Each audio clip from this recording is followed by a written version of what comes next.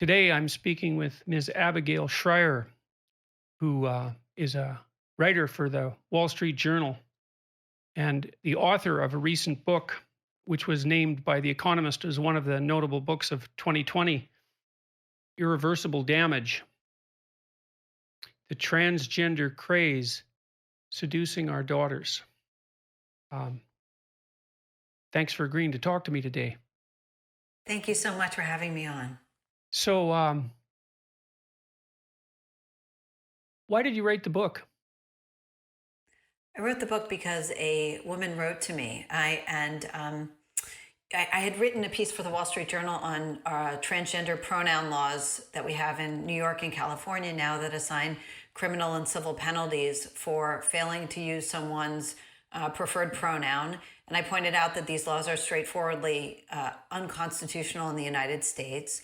And a reader wrote to me, she read this and she said, maybe you'll take up my issue, but I'm a mom. My daughter had no symptoms of gender dysphoria throughout, her growing up, but the gender dysphoria being the severe discomfort in one's biological sex. But she went off to college. She had a lot of mental health problems, and she went off to college. And with a group of girlfriends, they all decided they were transgender, and she started a course of testosterone. And I've had this problem. There are now an epidemic of these young girls who are in a lot of very real pain, deciding that gender must be their problem and very quickly obtaining hormones and surgeries. And she told me that no journalist would take it up. She had written to many journalists, and I tried to find her an investigative journalist who would write about this or at least investigate it. And when I was unable to find one, I finally, 3 months later, I got back in touch with her. I said, all right, I'll look into it. Okay, so well, I can tell you that I have had some trepidation about even conducting this interview. Oh. Yeah, well, it's because this is such a it's exactly the sort of issue that you can get pilloried for, and I've had a fair bit of that over the last number of years. I mean, I was very unhappy with the Canadian government's language law provision, Bill C-16, and um, my comments about that caused a whole sequence of chain reactions, I suppose, that changed my life completely. Um, I was concerned at that time that the movement, let's say the political movement, the political ideology that I saw as driving the language legislation, Bill C-16, would manifest itself in psychological trouble for many people. And so I'd read this book called The Discovery of the Unconscious by Henri Ellenberger, and he talked about psychological contagions and documented them going back hundreds of years, as a matter of fact. And I was aware that such things occurred. And it struck me as highly likely that confusion about gender identity on the ideological and categorical front would translate itself into confusion about gender among adolescents in particular who were just starting to catalyze their gender identity. And so you claim in the book that this is a epidemic. And one of the things I'm wondering about is what relevant stats do you have at your disposal? And why language like that? Well, I actually asked a bunch of, I conducted nearly 200 interviews for the book. And I actually asked a lot of scientists once I had some numbers, what do you call this? What is it when we have a 100-year diagnostic history of gender dysphoria, and it always afflicted boys and men. Okay.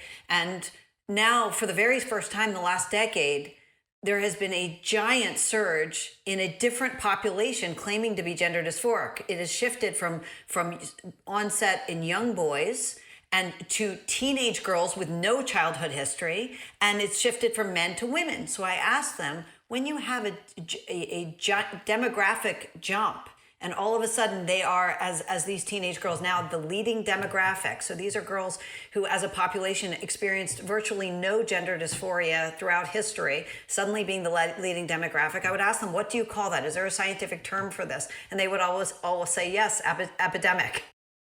I see.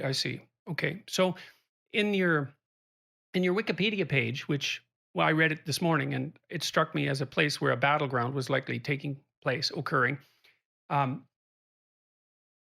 in the book, it says, in the book, Shrier accuses social media of playing a driving role in girls' decisions to identify as transgender, excuse me, based on the unproven and contentious hypothesis of rapid onset gender dysphoria.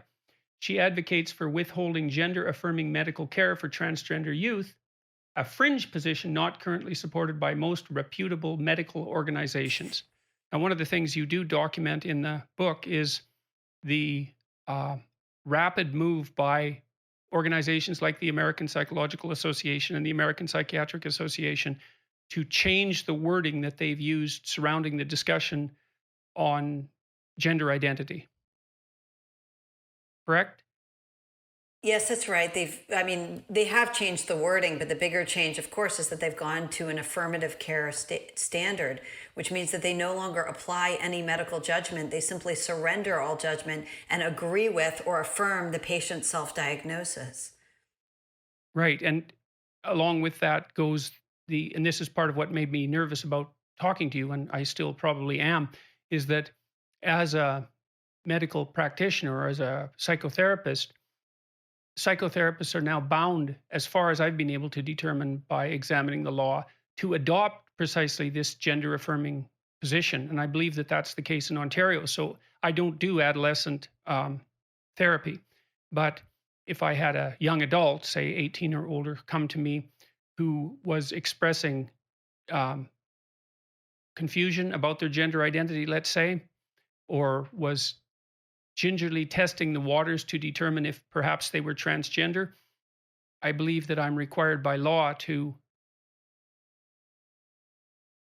adopt a position that would affirm that That's fundamentally. right. Yes, a sword of Damocles hangs over professionals' heads now. And what it says is you must agree with the patient's self-diagnosis. Put another way, it suggests that you should begin with the conclusion. Your conclusion must be that this person has gender dysphoria, and then you can, go along from there and start prescribing treatments. That's not how medicine or any other area of therapy is practiced. You don't begin with the conclusion, you investigate it. Now, you brought up my Wikipedia entry. Oh, sorry. No, go ahead. I mean, obviously, it's the number of lies that have been put into that. I didn't start the Wikipedia entry; others did, and there's been, back and forth fights with activists and so forth to rewrite it. But of course, I don't, advocate any. I mean, it's not true. I mean, so much of what has been said is not true. First of all, the affirmative care standard, that's the problem, and I don't advocate a particular method of treating transgender people. I don't even advocate a method of treating transgender teenagers. All I'm pointing out in the book is that there seems to be a sudden rise in these teenage girls who are subject to peer influence and social media influence, deciding they're transgender, and there are no medical safeguards for these girls. There's no means right now, and no one determining whether they actually have the correct diagnosis before proceeding to treatment. That's it. Right. And so I guess the catch-22 here is that if the statement most reputable medical organizations affirm or put forward an affirmative care requirement, then any position that questions that or objects to it is, in some sense, by definition, fringe. Well, it's I'm a good not. I'm question. not I saying mean, at all yeah. that your position is a fringe position. It's a matter. I don't see how that can be avoided under the current circumstances because the laws and guidelines are written as if this is a fait accompli, right? That we understand transgenderism completely and gender dysphoria, and that all the answers are already in. And I don't think that's true for any psychiatric diagnosis. Yes, I would just say that it is fringe insofar, or it appears fringe because all the doctors who disagree, and there are many, and they're speaking up all the time, are silenced.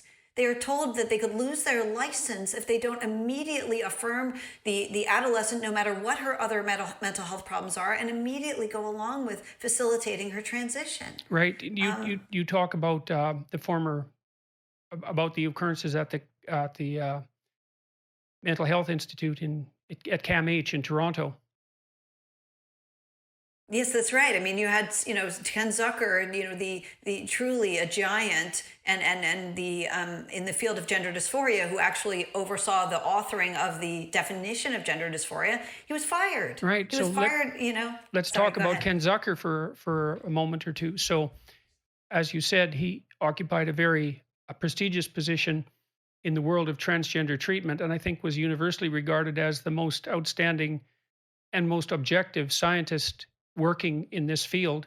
I've spoken to him about it on some occasions, not publicly ever, and he struck me as a dedicated clinician and researcher. And he advocated for, and still advocates for, as far as I know, wait and see treatment method based on the presupposition that most children with gender dysphoria, um, who are who evince an interest in transforming their body to that of the other sex, should be encouraged to wait, because if a waiting technique, it's not a technique even, I suppose, if waiting is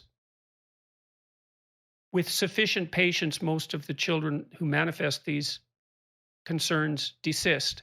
I think it's 70 to 80% of them. A certain percentage, fairly high, come to the conclusion that they're gay.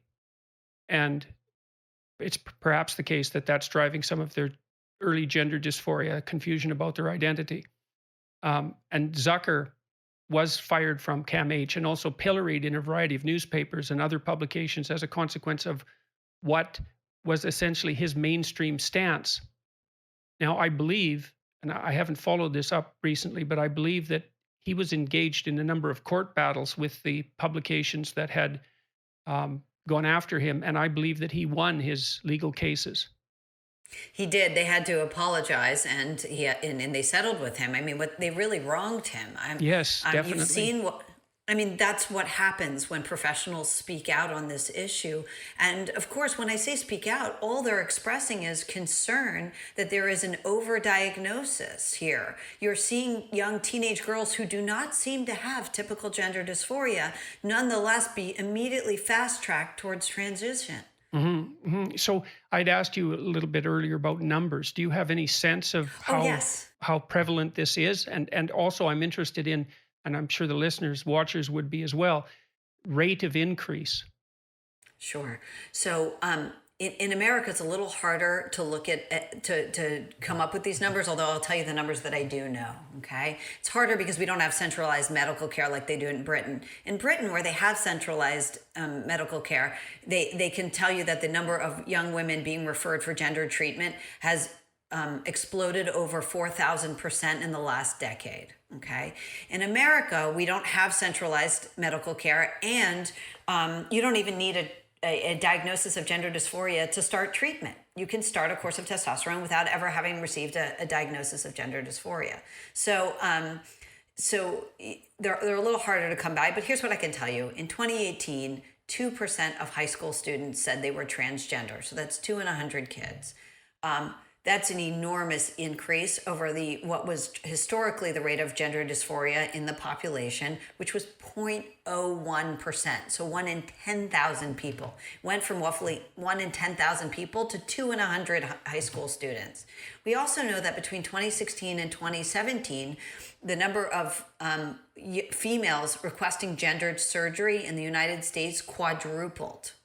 So we know these are the exploding rates. And then, of course, I've interviewed many therapists, and Lisa Littman of Brown University did her survey. And when you talk to therapists, when you talk to parents, you get the same thing over and over. And that is that the leading demographic asking for gender transition is teenage girls with no childhood history of gender dysphoria. Now, here's a contentious issue.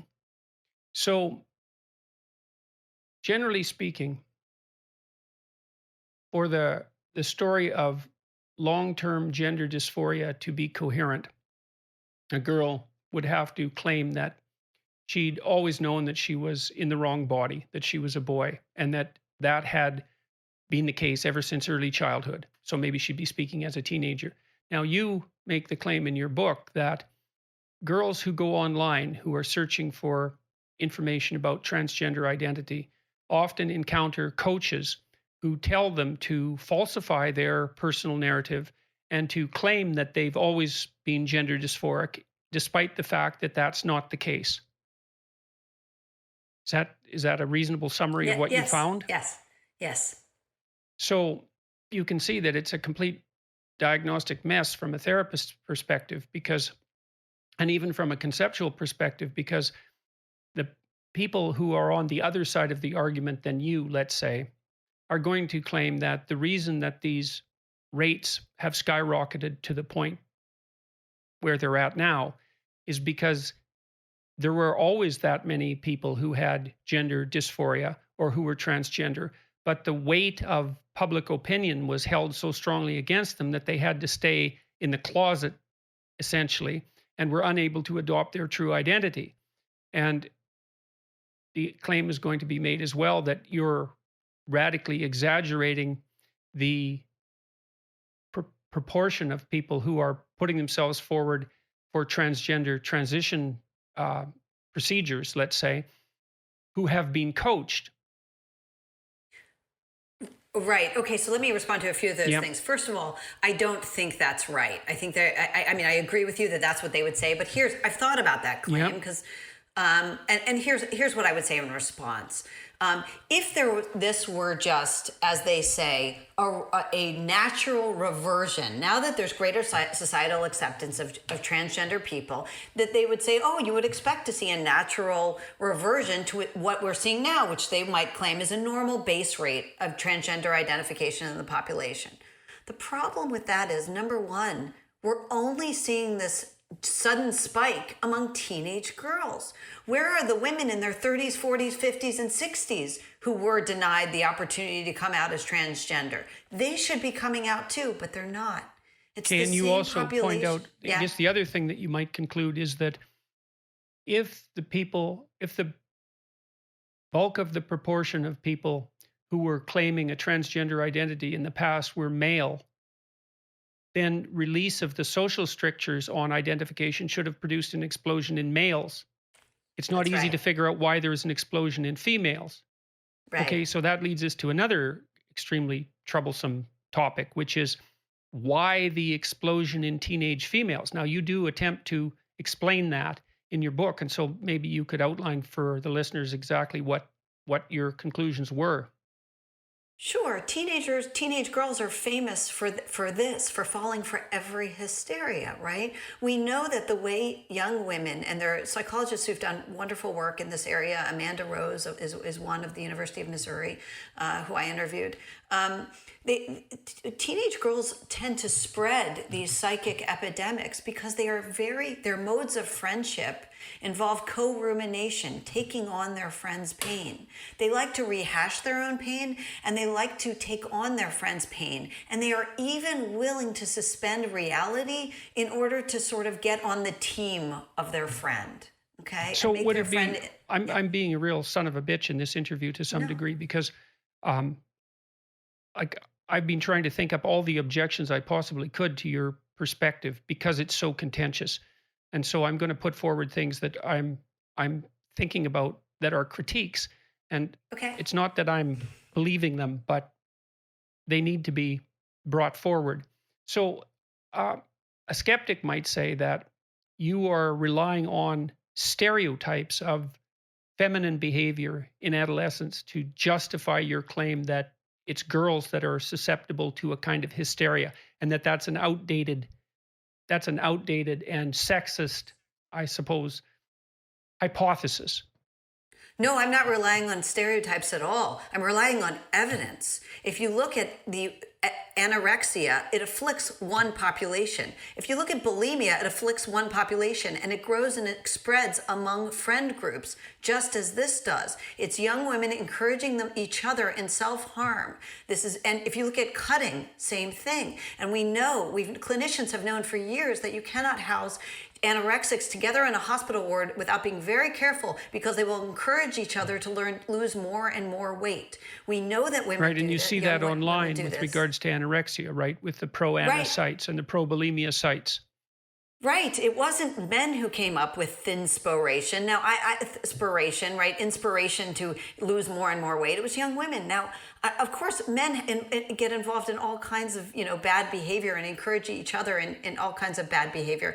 But this kind of socially spread self harm has proven over and over to be endemic to young women. The Well, very same you can't population. group antisocial males together when they're teenagers because they get worse. So Interesting. that's well known. And in fact, if you take antisocial boys and you put them with pro-social boys, the pro-social boys become more antisocial. The antisocial boys don't get better. And that was discovered back in the 1930s in the Somerville study, the detrimental consequences of grouping antisocial boys together. It was the um, very large scale study that was designed to, in principle, to reduce the risk of children, boys at risk for developing criminal behavior and alcoholism and so forth. It was one of the first longitudinal studies. Um, it was a complete failure in that the treatment group, um, who were subject to all sorts of benevolent, at least in principle, benevolent interventions, did much worse than the control group. And after much painstaking analysis and heartrending doubt, the study's authors concluded that housing the children together in the summer camps they had put out for them to get them out of the inner city was actually the cause of their increased pathology in adulthood. So it does Right. happen among males. Now, Tumblr is also something that you discuss um, as a new mode of perhaps a new medium of social contagion. And as far as I know, that's also a social media forum that's essentially female dominated. Is that correct? I believe it is still, but though I am not, up to date on the latest, of who looks at Tumblr, but it always has been, yes, Right. predominantly female. Right. So, all right. Here's another question. What made you convinced that you were qualified to do this? Because if I was a critic, again, I guess that's the next place that I would attack, right? Because you're not a mental health professional. And so it might be asked, well, what right do you have to investigate this even? That might be one question, but then also to draw conclusions. Well, as I'm sure you saw, if when you read my book, I didn't draw any medical conclusions. That is, I relied entirely on experts, and I do believe it is a journalist's job to look into medical, phenomena, including epidemics and so forth, and investigate them and rely on the medical judgment of experts. And that is precisely what I have done. This isn't my, all I did was investigate a phenomenon with neither a particular hypothesis in mind, but just being willing to listen to a lot of experts. And it was their testimony and their explanation that I put into the book. Do you think that you were even-handed in your selection of experts? I mean, because one of the Oh, ways that you can yeah, bias an outcome, obviously, if you have a political agenda, you can bias an outcome right. by selecting experts that testify in one direction. And of course, the transgender activists and perhaps the medical and psychological associations themselves might regard people like Ken Zucker as experts who, would appeal to someone of more conservative sensibilities, perhaps. Well, sorry, I'm not.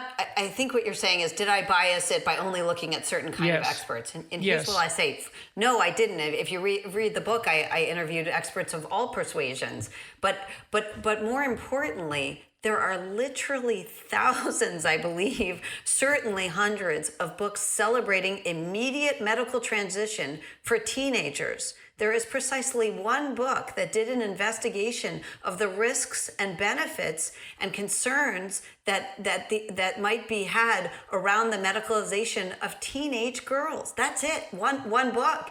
And the question is, so do all these experts have a voice? Of course. I don't claim to have done and conducted my own scientific study. All I did was show a willingness to speak to the experts who are very, very concerned about what's going on here.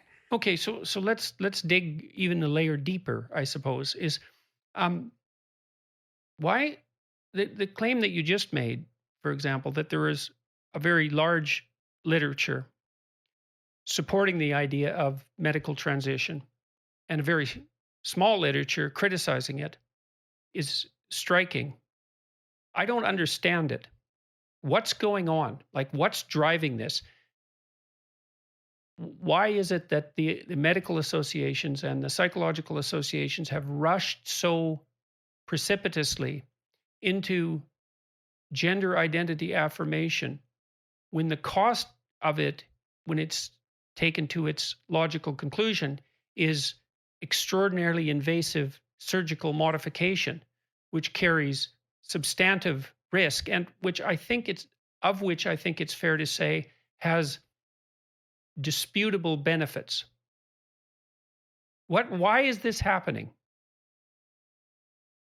Well, there are a number of reasons it's happening, but if you're asking why more medical, more doctors and therapists aren't speaking out, I think the answer is because if even Jordan Peterson is concerned about having this interview with me, and with all of your courage and all the stances you've taken, imagine what far less courageous doctors are willing to say. It still strikes me it still strikes me as remarkable that this change has occurred over such a short period of time. I mean, one of the things you do in the book, and maybe you can talk about this, um, is document the the nature of the treatment, the medical treatment for gender dysphoria when the treatment is gender transition.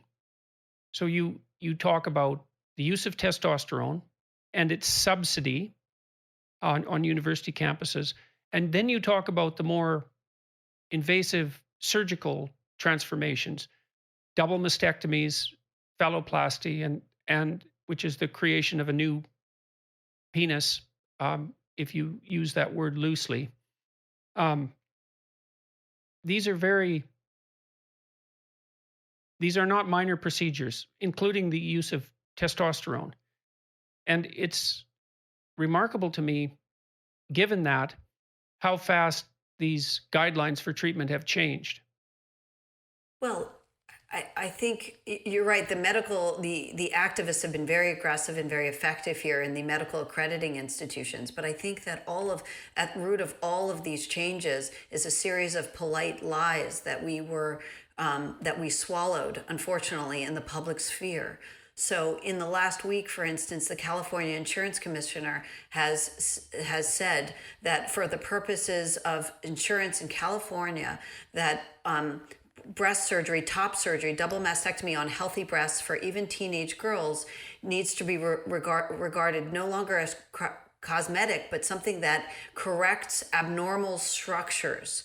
Because if you've accepted the lie that a young woman who says she's a boy truly is a boy, then healthy breasts become abnormal structures. This is the corruption of language. So you must remove them regardless of her age. Mhm. Yeah, well, language tends to be associated with action, and it was the corruption of language that I objected to, 4 years ago, because it has consequences. Now, you made the strongest statement so far, I would say, that you made in our interview, which is the lie that an adolescent girl who thinks she is a boy truly is a boy.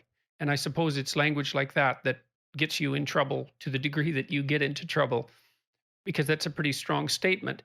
The gender theorists who are driving this movement, I would say, put forth the proposition that, first of all, that an individual always knows what gender they are, even if that changes from day to day. There isn't an authority outside the individual themselves that can opine on gender identity. That's part of the philosophy that drives the gender affirmation movement, I would say. Correct? Right, that's part of the philosophy, but unfortunately, there's no biological or empirical or means of verifying that. We have no means Right. of establishing that a girl who believes she is a boy is truly a boy. In Well, fact, there's a lot of it's more of a definition than anything else, right? It's a place to start. It's an axiom. The axiom it's is a that the only person who can offer an informed opinion about about their gender is the person themselves. No medical professionals, no parents, no loved ones, no one else, only the individual. And that's even the case if it changes from day to day or hour to hour. Right, exactly. They Okay. begin with a conclusion. Okay. And then then the other claim, and this is the one that I have difficulty with logically, is that a girl who thinks she is a boy is in fact a boy trapped in a girl's body, which seems to me, and that's been the case ever since birth. And it seems to me that this is a form of the biological essentialism that the gender theorists typically decry, proposing, as they typically do, that gender is a social construct. Now, it isn't obvious to me how gender can be a social construct and be something immutable from birth that's only known to an individual themselves, which sounds a lot more like a biological explanation to me. So, Right. Right. I mean, I interviewed affirmative therapists and I would say to them, and they would say, well, some kids are gender fluid. And I would say to them, well, then how can you recommend top surgery on a young woman who may be turn out to be gender fluid, meaning she decides at some point she was wrong, she isn't a boy, she's a girl. This response was essentially, well, only she can know her truth. I mean, this is not medicine any longer. It's closer to witchcraft. so let me start at the beginning, and outline the hypotheses of the book. So, over the last 5 years, there's been a tremendous transformation in the language and the conceptualization that's been applied by medical associations in relationship to gender. And gender has been defined as something that's a personal choice, essentially, and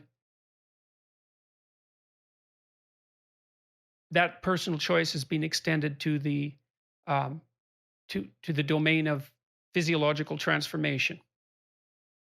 And medical professionals are now required to accede to any requests for physiological transformation on the part of their clients or patients as a consequence of the mandates of their professional organizations. And the consequence of that has been a shift in the transgender phenomenon from a tiny percentage of primarily males to a 1 in 50 percentage of primarily adolescent females, many of whom are undergoing the full physiological, or many of whom are undergoing at least part of the physiological transformation process. That sums it up essentially, I believe. I'm not sure I totally followed that, but I think so. Okay. Well, I probably should have asked you this at the beginning of the interview, but I Sure. was trying to outline the basic argument that you were making. Right. The basic argument that I'm making is that a large population of teenage girls who probably do not have gender dysphoria, they certainly have an atypical form of gender dysphoria, are able to quickly obtain hormones and surgeries. They are very much, they're acting under social media influence and peer influence. We have numbers on that. Certainly not my studies, but others have done studies on this. And they're acting under the influence of peer influence and social media influence. They are quickly obtaining hormones and surgeries, and there is virtually no medical oversight of this process. That's the thesis of the book. Right. And so the alternating hypotheses are either that there's been an explosion in um, transgender identifying individuals because the social strictures have been taken off the diagnosis, or that this is a form of psychological contagion.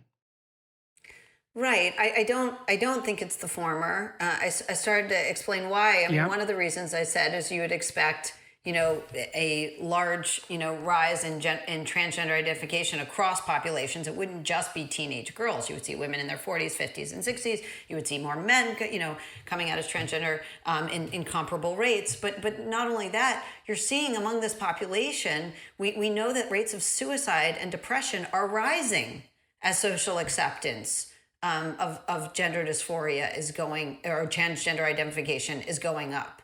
But we would have predicted that those things going down with social acceptance. Instead, it seems to be, coincident and comorbid with teenage girls' mental health crisis, in which we're seeing very, very high rates of anxiety and depression.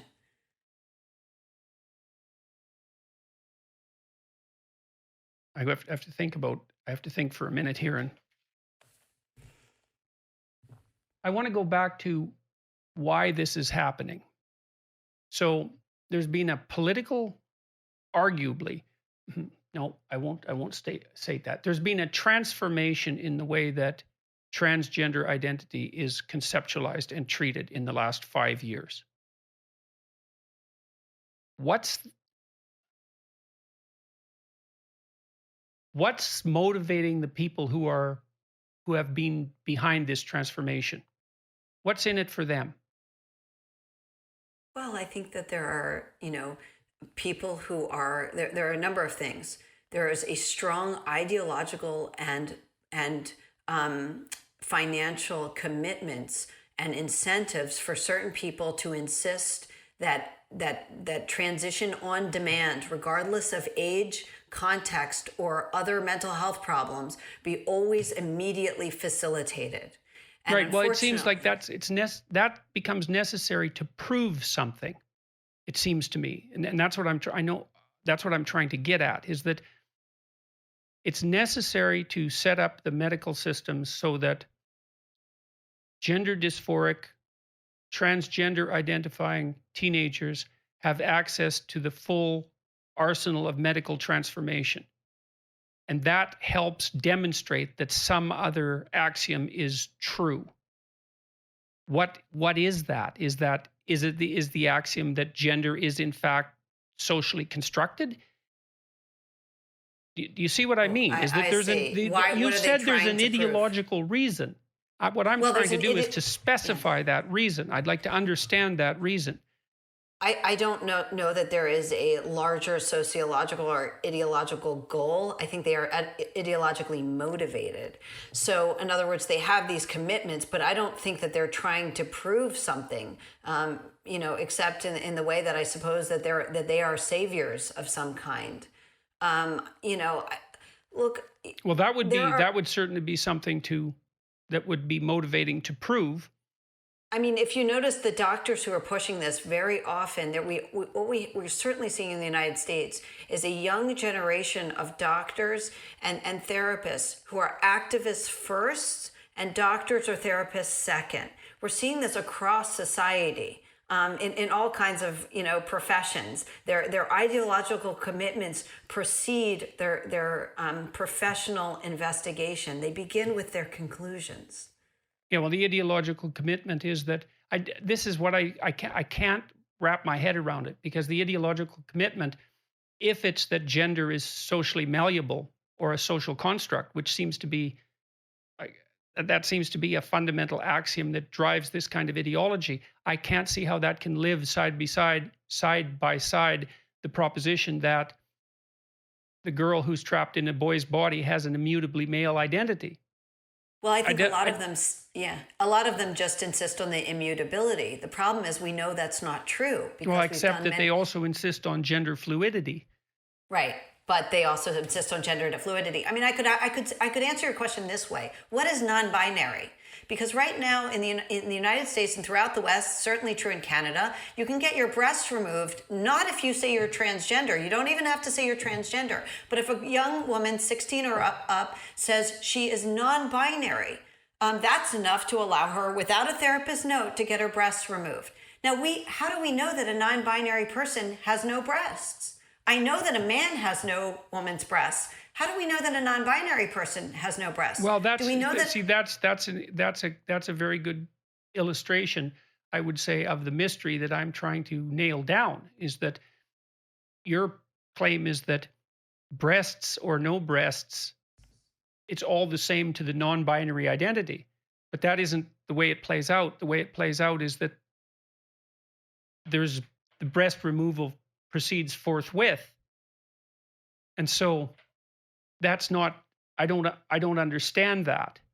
Um, Well, there are no diagnostic markers at all or evidence of a non binary identity except the say so of the well, patient. part of it's a matter of definition. Now, one of the things that you do in your book, I thought this was quite interesting, is make the claim that when gender theory is taught in schools, the classic binary genders are presented in a very stereotyped manner, very stereotyped, very unidimensional stereotyped manner.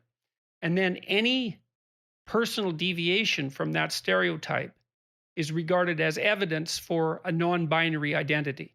And so that's a matter of definition in some sense, right? Because you could say that the only genuine genders, and this would be the redefinition of the word gender in some sense, the only binary genders are the stereotypes. And if you are deviant from those stereotypes on any of the multiple dimensions along which they're defined, then you are in fact another gender. You can set up a definitional structure in that way and have it be coherent. The the I'm question not is, sure what are if, the yeah. consequences of that? So the consequences is a lot of confusion for young people trying to sort these things at who they are out at a time when that's typically done in adolescence. I mean, the Right. And problem do you with think do saying you think these, can yeah. you distinguish that from freedom? Because if I was going to take the perspective that was opposite to that, I would say, no, no, what you're doing by deconstructing the concept of gender itself is allowing adolescents much more freedom and exploration of their identities during a critical period than would otherwise be the case. Now, I would temperamentally tend to side with the confusion hypothesis. I think it's a catastrophe to confuse adolescents with regards to their gender identity just when they're attempting to catalyze that identity, right at the same time that hormonal transformations are at their peak and they're undergoing a profound transformation in self. To offer them a plethora, an infinite plethora of ways to be, none of which have been tested in some sense in the world, seems to me a recipe for disaster. But Does it look like freedom? No, it doesn't look like freedom. And I'll tell you why, because these girls are miserable. Just look at the number of young women on YouTube who regret their transitions already. They adopt behaviors after deciding online on some social media site that their true identity is non-binary. Oh no, wait, it's two-spirit. Now I'm a two-spirit. Oh no, wait, I'm agender. Once they go through these, they lead lives. I mean, if you talk to them, talk to their parents, they are when I wouldn't, if these young women were flourishing, I wouldn't have written the book. That's not a sad story. They're flourishing, but instead they're cutting off their parents. They're dropping out of mhm. school. They have no meaningful employment. All their friends are only transgender. They hate all cis people. You see patterns that are desperately unhealthy.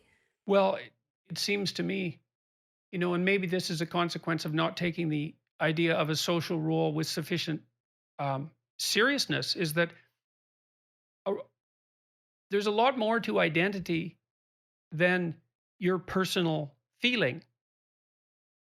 Identity is something that's negotiated in the social community, and an identity is actually a tool that you use to adapt. So that if you have an identity that functions, we could say you manage to find a long term stable mate, you manage to have children at some point in your life, you manage to have gainful employment so that you can support yourself and maybe in a meaningful and productive manner. You are able to use your own time outside of work and social obligations in a manner that's meaningful to you. You regulate your use of drugs and alcohol so that you don't fall by the wayside in that manner. So what it means is that an identity is partly who you think you are, but it's also partly the manner in which you interact with other people. And if that identity is going to be um, useful, let's say, if that identity is going to be valid, it has to provide you with a mode of being in the world. And part of the problem with this multiplication of gender identities is that it's not obvious how you can manifest them in the world without transforming the entire world, which isn't going to happen in your lifetime. And so that's and maybe that touches on, to some degree, touches on what it is that's driving this, is that it's some deep desire for a radical social transformation so that anything goes. And some, what would you call, it's pushing.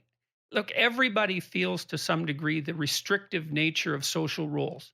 I just said that you have to adopt an identity so that you can get by in the world, but that doesn't mean that there isn't a fair bit of your individuality that's squashed and crushed as you adopt that identity and become in some way like everybody else.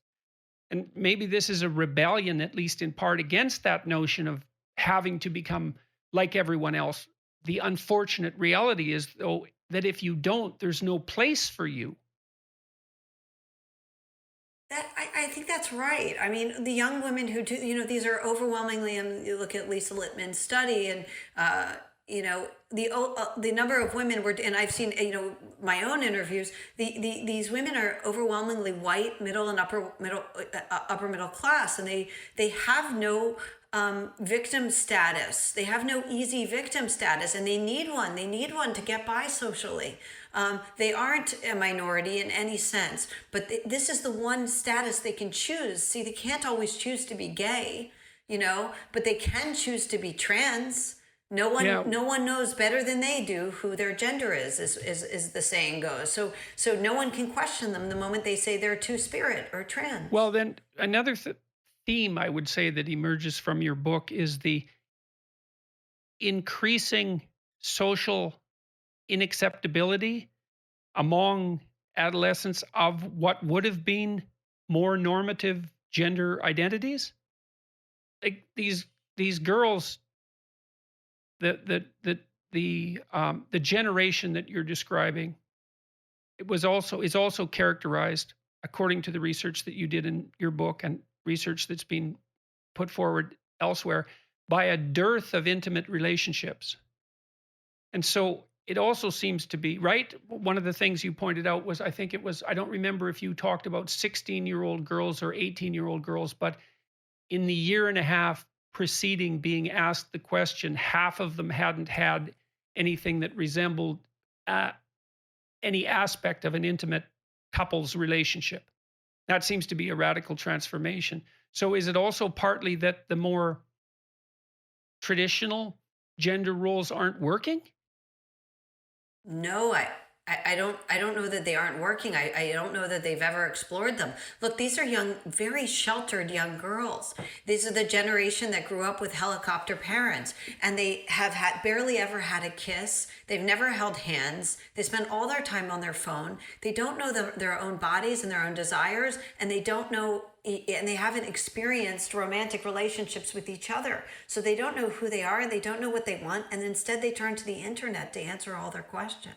What do you suppose has happened? I mean, I thought that the statistic that you put forward about the lack of intimate relationship, because those were population based statistics, if I remember correctly, right? You weren't looking at a small minority of teenage girls who were on the road to transition. This was Right, that generation.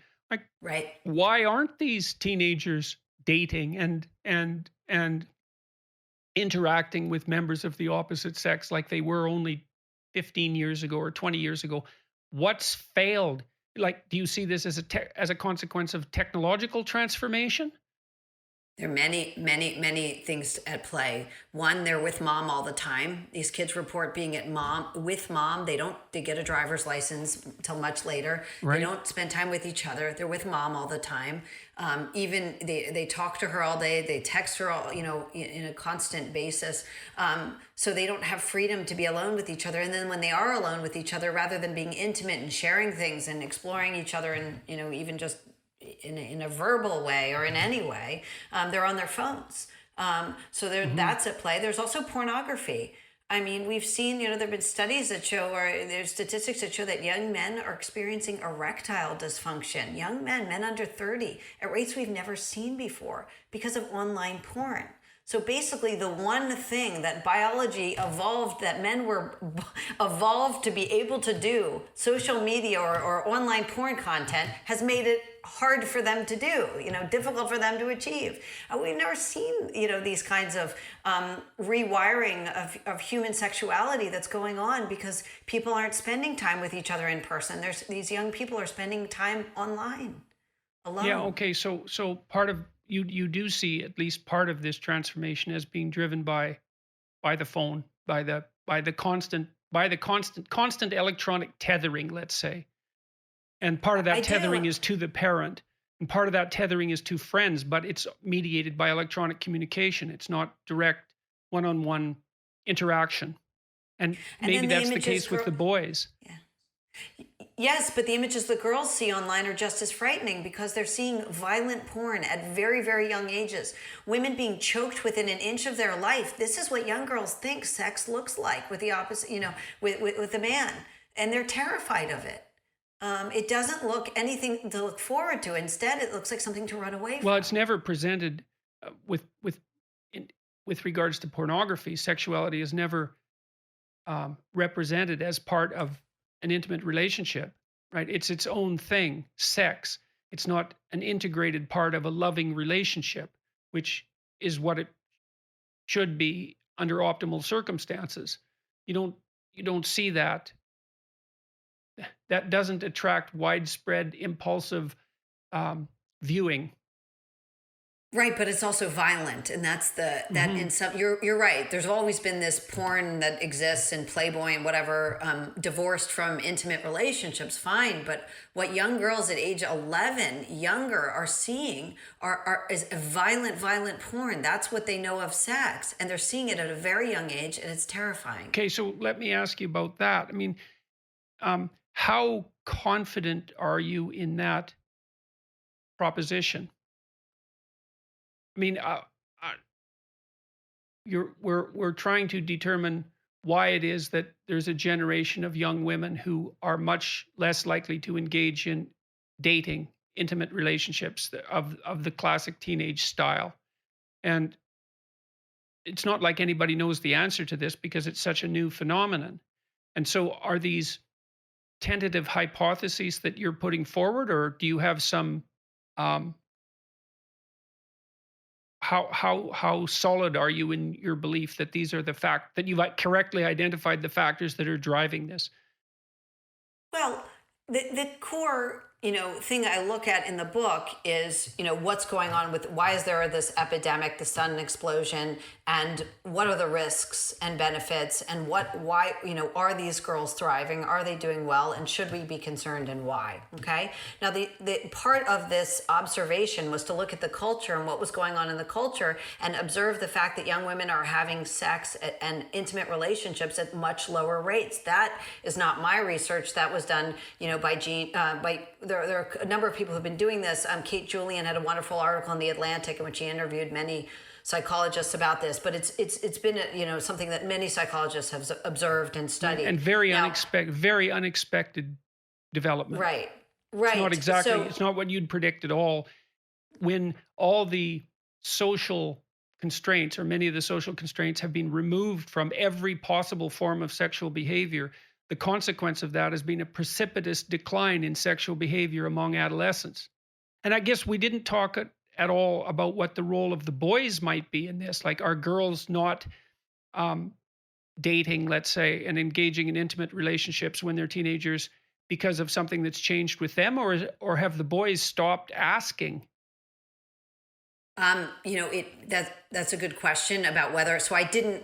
What I was trying to say is I didn't look into specifically or investigate why there's this, sudden drop in sexual activity or even intimate relationship activity among teenagers.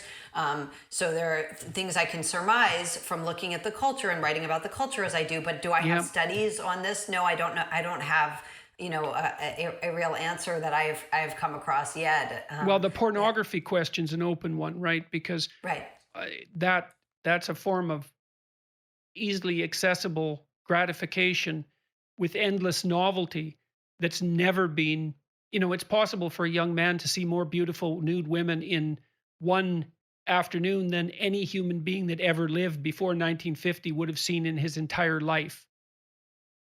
Right. And of such variety. I mean, that's the Right. Well, thing. No. novelty is a Yeah. huge driver of Yeah. sexual arousal and pleasure.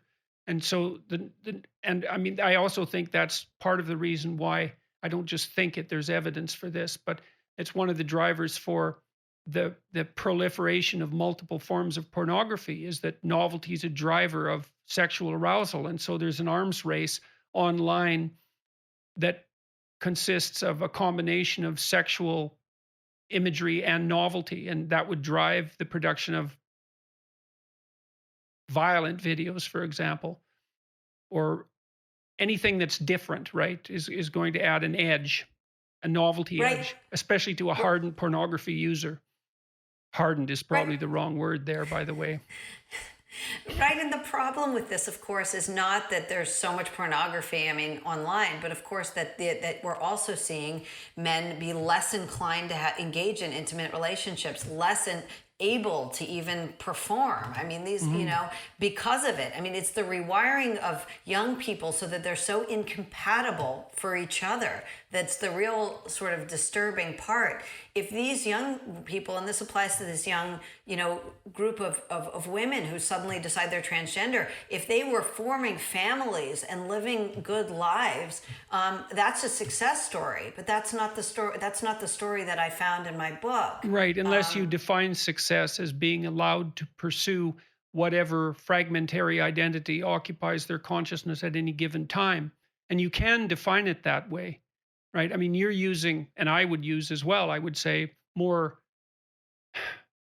conservative criteria for what constitutes a good life. As a clinician, I listed as a clinician, it struck me that you can assess someone's mental health with some degree of accuracy by looking at the success of their embeddedness within their social community. And that's why I outline markers of a good life like gainful and meaningful employment and education to the to the extent of your intelligence and the ability to form an intimate long-term relationship and children and all these things that seem to make up the bedrock of life. But again, to some degree, that's a matter of definition, right? You could object to all of that and say, well, no, that's a very 1950s or 1970s way of looking at the world, and that's long gone.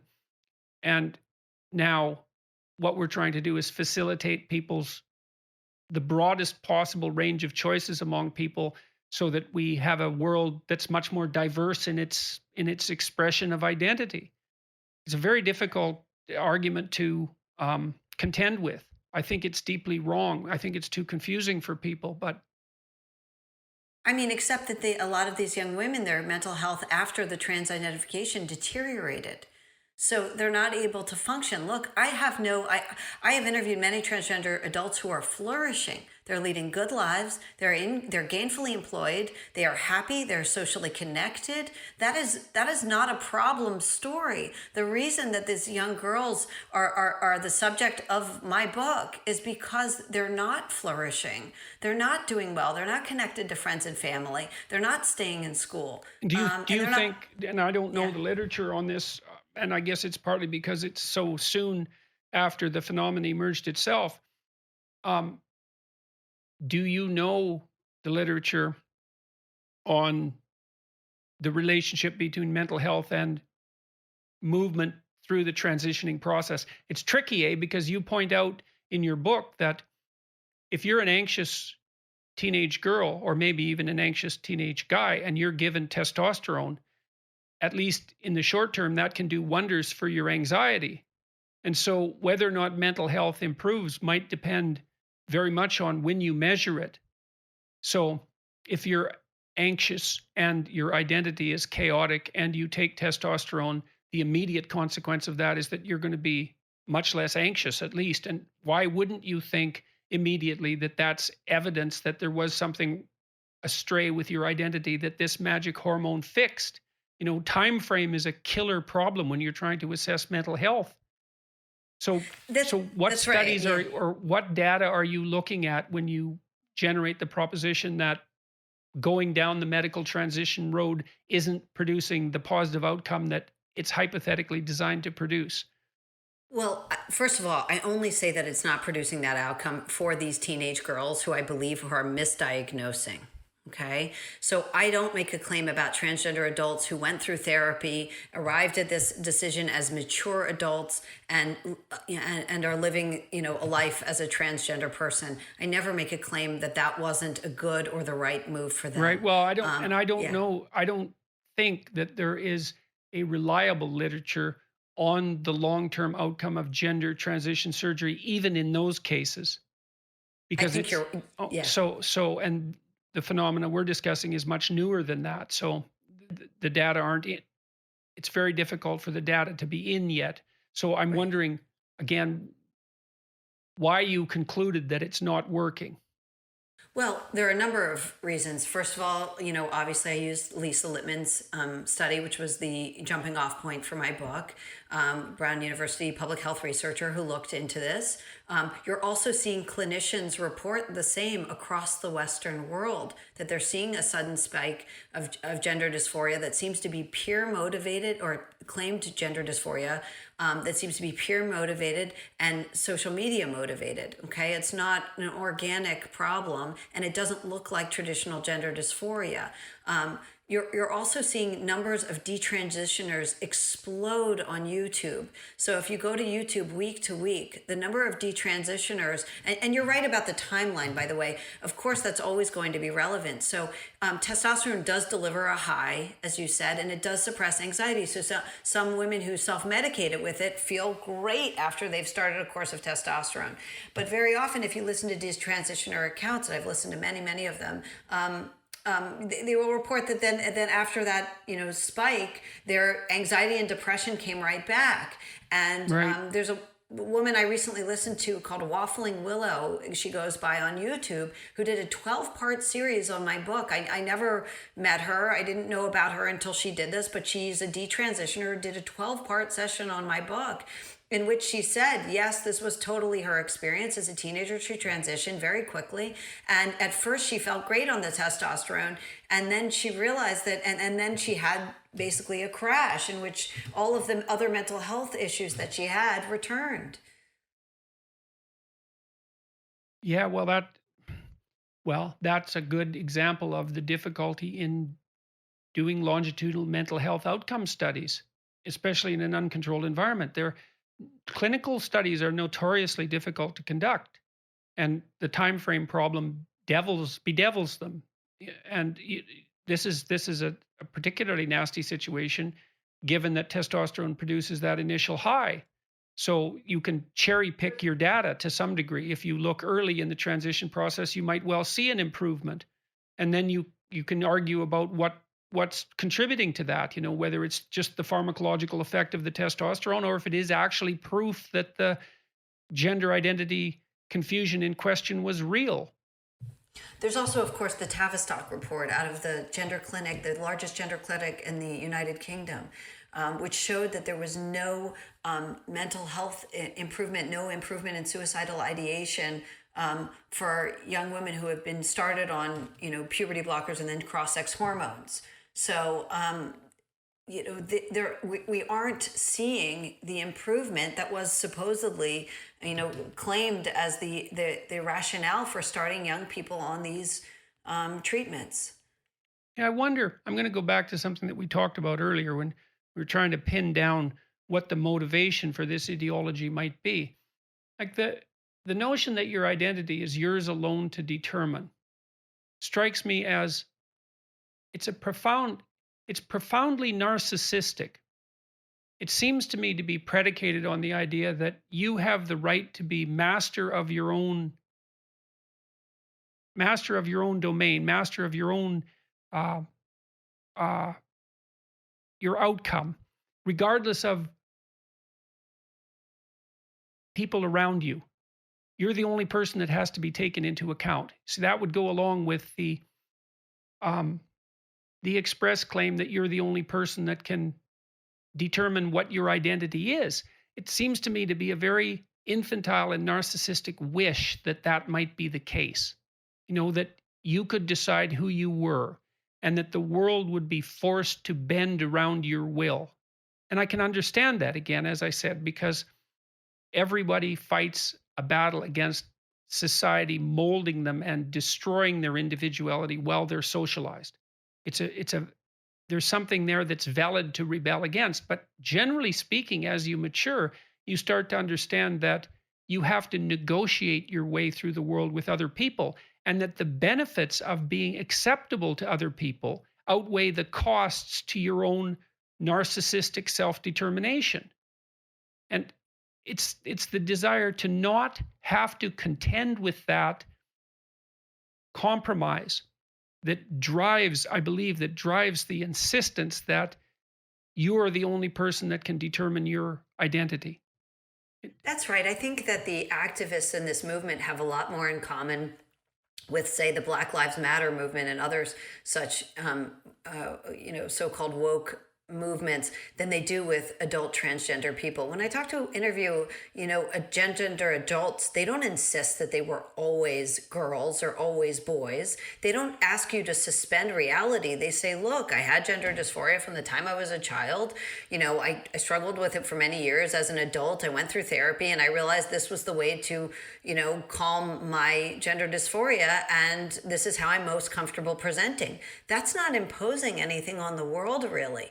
But the group of insistent activists, many of whom are not transgender themselves, but insist that we suspend reality, that medical professionals agree with them. Yes, you were always a girl or you were always a boy. This kind of stuff. This is an aggressive ideological movement that really has nothing to do with gender dysphoria per se. Yeah, well, I've been trying to put my finger on, while I was reading your book as well, what it is that's the driving factor. And you know, if you look at, there's broad philosophical streams like those that emerge from the writings of Rousseau that claim that human beings as individuals are essentially good and pristine in their fundamental nature, and that it's culture that corrupts them. And it's a very one-sided view. You can take the Hobbesian perspective, which is exactly the opposite, and say that, well, people are self-interested, narcissistic, and malevolent, and it's only society that makes them good. And I would say a balanced viewpoint emerges if you integrate both of those views, even though they're paradoxical to some degree. You pay for your socialization and you benefit, and you sacrifice something of value, but you also gain. And that's what you decide if you're mature. If you stay locked in the notion that social pressure in and of itself is the perverting force that destroys your soul and your psyche, then you're going to be motivated to push as hard as you can to justify your claims that your identity is something that you yourself determine and that no one has any right to interfere with that whatsoever. And maybe if you have to sacrifice people in order to justify that claim, that's okay, because the claim is important enough to you so that those sacrifices are warranted. I got a sense of horror in some sense from reading your book, especially when you started to describe the surgery. And so maybe we could walk through that a little bit. Let's say that you do decide to walk down the gender transition road as an adolescent female. You can look forward to a high that's generated by testosterone, and maybe that's something short term and positive. But what else can you look forward to? Well, I suppose the next, what can you look forward to? I Well, I'm mean, you being, get the high, facetious. Gotcha. yes. Well, so the testosterone delivers that, but it also comes with risks. I don't know if you want me to talk about those. But Yes, and also the experience you talk about, voice deepening and hair development, right, and all of, just right, walk through it. Walk through what yeah. happens to a So person if they go down this road. in the first few months on testosterone, at 10 to 40 times what a young woman's body would normally experience, her voice will change and masculinize. That does not seem to go away. Her facial features will change. They will round. Her shoulders will broaden, and it will redistribute fat. So if she's concerned about her fat, all of a sudden, in the places women develop fat, belly and thighs, all of a sudden, wow, she's lost weight and she can develop more muscle. The problem is that a lot of these changes are permanent. the masculinization of the facial features and whatnot, and also that comes with very big risk of cardiac arrest, and cardiac risk seems to be much higher than a woman would normally experience, even more than a man would normally experience, it seems. And you also The, discuss the effects on fertility and sexual that's right. pleasure. Right. So vaginal atrophy and uterine atrophy occur. It can be quite painful, and in some cases, making intercourse impossible if there's enough atrophy. It's quite painful, and because of the increased risk of endometrial cancer, doctors typically recommend at 5 years on testosterone a prophylactic hysterectomy. So even assuming that the testosterone doesn't impact her fertility, which it may, the hysterectomy certainly will make that impossible. Those are some of the risks of testosterone. But the biggest risk of all, of course, is that we have no idea all the long-term effects of what testosterone at 10 to 40 times what her body would normally happen will do to her. Right, and So that's a long-term course of treatment. Right, because she can't go off it. Because if she goes off it at any point, she will go back. Some of her changes will revert. She'll go back to an in between male and female look. So once you start, you become a permanent medical patient.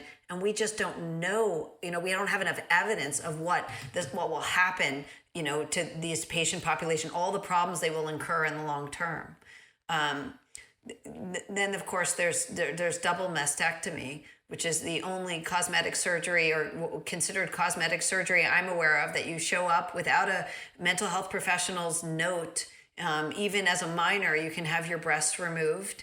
It destroys biological function. Obviously, it destroys all capacity for breastfeeding as well as erotic function very often. And yet, it's And you treated. outline some of the potential side effects of that as well. The I believe monthly engorgement of breast tissue and leaks and that sort of thing as a consequence of only partial removal of the breast tissue. If I got that right? Right, and whether the testosterone is enough. I mean, if you go off testosterone, your breasts may refill with milk even after they've been removed. You may have some drainage problems. I mean, drainage is another side effect that often happens. Very often, women are unhappy with the look. They want a second surgery to repair the look of it. And why are And they of course, unhappy with the look? because they're chasing an asymptote. They're running after a horizon. The final look of being a man, which is always a little bit out of reach. I mean, some of the people I interviewed for the book were forensic anthropologists because I wanted to know about skeletons. Are there skeletal differences between men and women? And it turns out there are. Even the sloping of the forehead won't be quite right. They'll be smaller. They'll have smaller hands. They'll have differently shaped pelvises. No matter what other surgeries they get, they're actually their femurs will attach differently for a woman than they do for a man. There Right, are and all that these accounts for the changes. difference in gait. And there's a Right. difference in angle of the forearm connection to the upper arm as well, because of the difference in hip to waist ratio. All these subtle differences between men and women. It's hard enough for a man to be an ideal man, much less a woman to be transformed into an ideal man. And if you're an individual who has some questions about the acceptability of your physical appearance, then you can imagine that it's quite likely that that's going to be maintained as you make the transition to another gender. Right, and then there's something else I asked one of the doctors about because I started looking at many pictures of the young women who had received a double mastectomy, and I noticed something. I said, "Wait a second, look at their hips. They have women's hips, which become even more obvious once they've had their breasts removed." So, the doctor said to me, "That's right. There's another surgery they can get if they're concerned that their hips are protruding too much." So you see that this is not an easy fix, and yet it's being doled out, quite casually.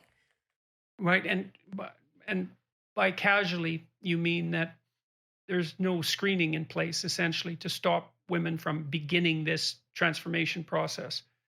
And that That's right. also, you point out that so many medical health insurance schemes, like those provided by universities, now cover the testosterone, certainly, but also the medical procedures themselves to reduce their cost to a point where they're much more accessible than they would be otherwise. That's right. I talked to a woman a week or two ago whose daughter suddenly decided she was trans at university. She was at a very top American university, and at university, she not only started a course of testosterone, but she was able to get her breasts removed. Yes, well, that would be rather shocking news for any parent to contend with. So let me shift gears for a minute, if you wouldn't mind. What has been the personal consequence for you of writing this book? I mean, I can't imagine hitting a more active hornet's nest. So, is it okay that you wrote it? Do you regret writing it? And what's happened personally to you because you've written it? It's been something of a journey. When I started this project, it was so. Once I started, I was just in a sort of a constant state of shock and revelation, and I couldn't really believe this was happening. And struck me the more I investigated it. It struck me as such obvious madness that there would be no. Oversight and no, guardians or gatekeepers in place, that I just kept thinking at the end of this, everyone's going to be shocked and, this will become a safer procedure, or, everyone will have to agree. I didn't write the book for religious people. I didn't write the book for conservatives. I just wrote it for common sense people who were interested in the number of teenage girls suddenly coming out as transgender. And the number, I can't even tell you how many parents have called me since the book came out, while the book was coming out, telling me that 20, 30, 40% of their, whatever, very high, 15, 20, 30% of their daughter's seventh grade class suddenly decided they were transgender. Sometimes at girls' schools, the boys weren't even relevant. It was at a girls' school, or at least they weren't around. So on the one hand, and then of course in England, the High Court came out. And it came out with a decision that effectively verified everything I had to say in the book. They said Right, that, that look, was the case of the detransitioning girl. I mean, right, I thought 5 years ago, I thought, or more, I thought this will all come to an end when these adolescents hit adulthood and start to bring the lawyers into play for everything that was done for them, let's say, when they were teenagers. And that high court case. Do you want to just outline that briefly for people? sure. A young woman named Kira Bell brought she brought a claim against the Tavistock Gender Clinic in England, in which she said, I was started on these treatments, hormone treatments. I was sure I was transgender. I started, I had never had a childhood history of gender dysphoria, but as a teenager, I was very uncomfortable in my body. And I decided I was transgender. And at 16, I was started on a course of puberty blockers and then cross-sex hormones. She eventually went on to have her breasts removed. And she realized as a young woman in her 20s, that she had gone down the wrong path, that none of this had made her any happier, and that she wasn't supposed to be transgender. She was a lesbian. And that was all. And she was very upset that nobody had stopped her. Nobody had exercised any judgment. It had been a celebration only zone from the moment, even from medical professionals and therapists, from the moment she decided she was transgender. And the court looked at this population of teenage girls and was horrified. And if you read the decision, as I have, and written about it, it just came out in December. Right. But No, this is new. they said that it basically, young people under 16 should not be allowed to be giving informed consent. They can't give meaningful consent to doing away with their future fertility. They're children. And there's in no sense is this informed consent for a possibility of a sexual life, because in many cases this may lead to sexual dysfunction. They can't foreclose sexual life, a healthy adult sexual life, and fertility as minors. Well, and even have any how many 19-year-old women who claim to not want children have children in the upcoming decade? I mean, That's I don't know right. the statistics, but I do know that a very large number of 19-year-old women that I knew when I was 19 had decided that they weren't going to have children.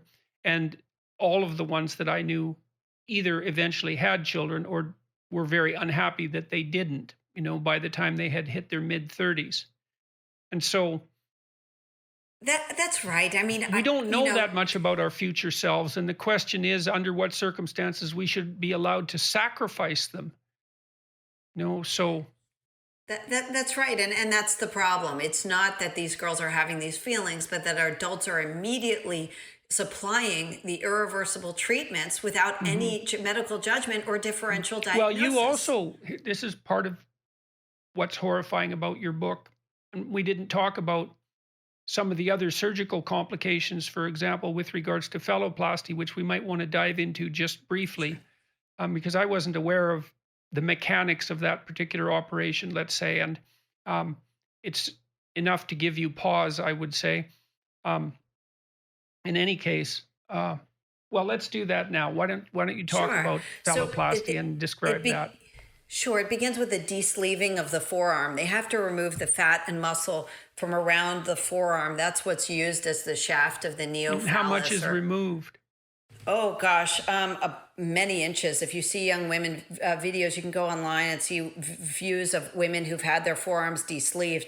It's a long stretch of the forearm in order to get enough skin to form the neophallus. Then they have to transfer a peripheral artery and nerves to that area. They have to graft it. Obviously, it's extremely difficult work. Future surgeries are needed if you need it to be able to first of all just making it able to have a urine stream without infection is extraordinarily difficult. Often the complications include urine that sprays rather than streams. It's extremely difficult to achieve, and then of course having it harden at all is difficult. It requires a further surgery, and it's And very what does the difficult to achieve. surgery entail for that? Is that inflatables? Yes, that's right. There's some sort of inflatable thing put into what would be like t- sort of the testicle. I mean, the scrotum, the manufactured scrotum.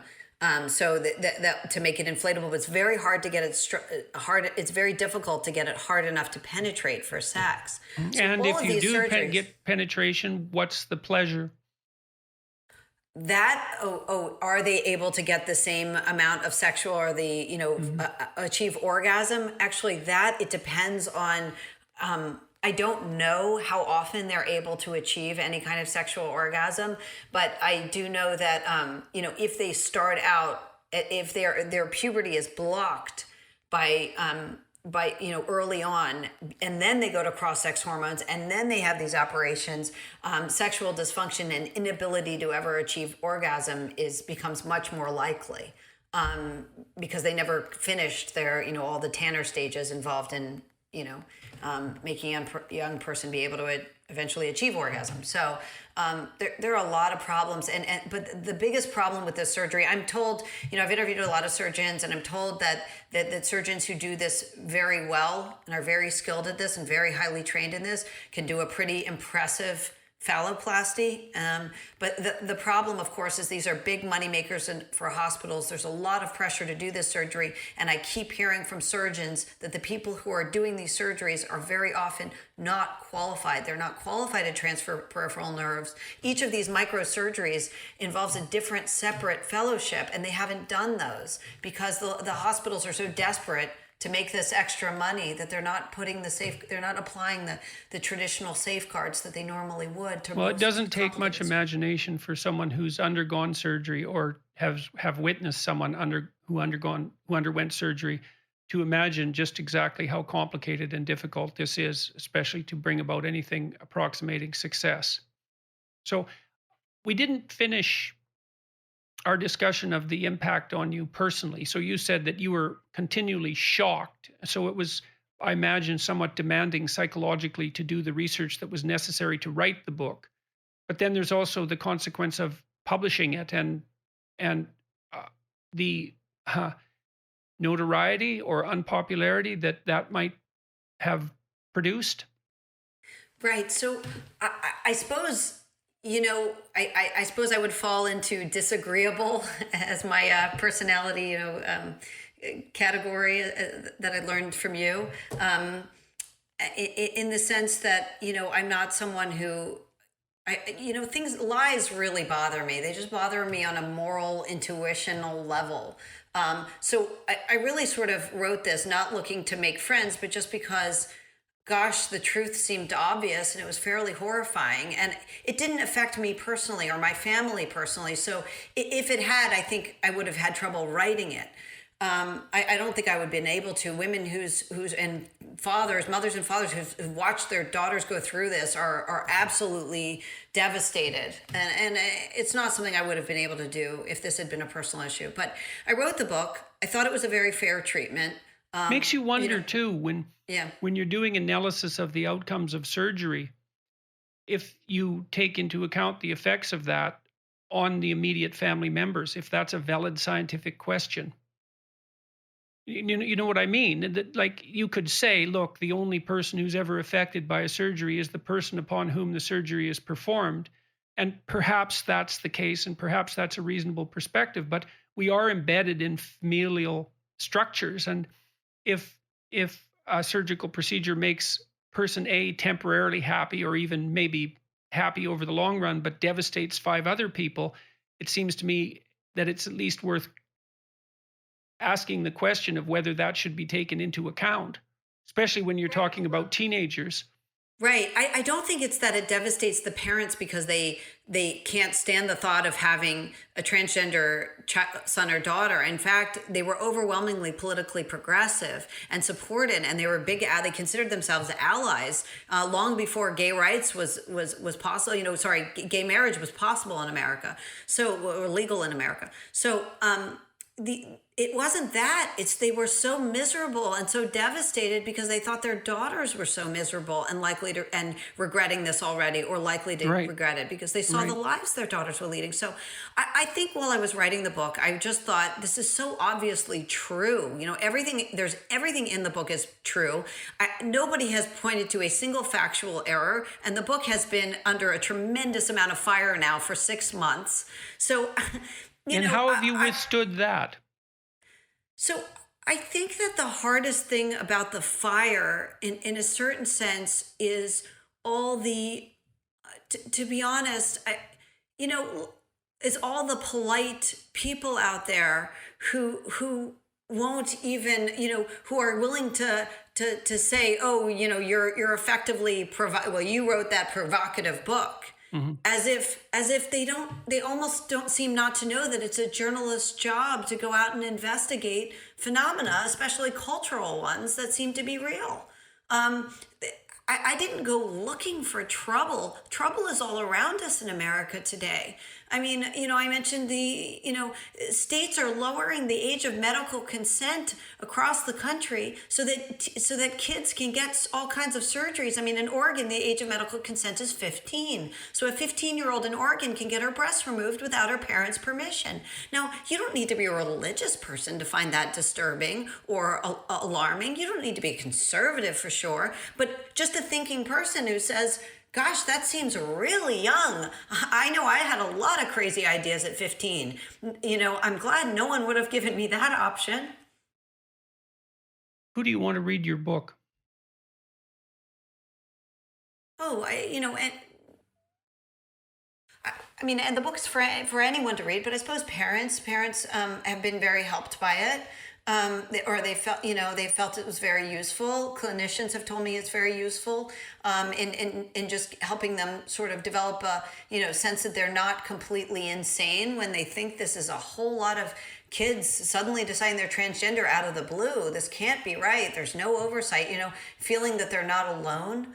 But I'm happy for people who are affirmative therapists to read the book. I mean, I'm happy for anyone to read the book. I unlike those who have called for my book to be banned and burned. I'm not in favor of those things. I would be happy for anyone to read it, and of course, I would never want another book banned or burned. And so you remain pleased with your decision to write it. The truth is, I'm not sure I could have done anything else. I mean, once I was aware of what was going on, I wrote an article about it for the Wall Street Journal, and it got a Hmm. huge amount of traction. I mean, people were writing to me across the country, even across the West, to say, yes, this is going on in their daughter's school. Yes, let me tell you my story. I mean, I'm sure there are people who could have walked away from that, but I'm not one of them. I thought, gosh, there's something worth investigating here. And how could I just walk away from that and not look into it? Well, I think that's probably a reasonable place for us to end. What do you think? Do you have anything else that you'd like to say? Oh, no, I just thank you very much for having me on, I'm a big admirer of yours, and I really appreciate the opportunity to talk about my Well, book. I'm pleased that you were willing to discuss your book, and it's I'm hoping that many people will read it and think about what it think about it. Um, there's lots to think about. Uh, the transgender surgery being part of that, but by no means the necessarily the largest part.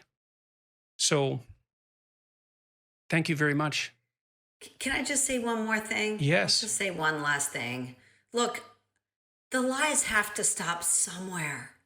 I could have walked away from this. I'm not saying it's been fun, and I'm not saying it's been easy since the book came out. There have been plenty of times when I thought, I really don't know if I chose the right path here. But I Yeah. have to tell you something. The lies have to stop somewhere, don't they? I mean, we're right now, we're living through a blizzard of them. And at some point, someone has to say, a few of us who are just, willing to need to say enough. We have to subject this to the same medical scrutiny and the same Yes. Well, skepticism that we would subject anything else to, any other medical phenomenon. yes. Well, terrible as objecting to the lies might be, I suspect that it's not as terrible as the consequences of letting them flourish unchallenged. I I mean, think that's right. I mean, a lot of young women are getting badly hurt. And at some point, somebody has to be willing to say something. yeah. Well, I hope that your book helps. That Thank you. would be what anyone who is thinking clearly would hope. Thank you.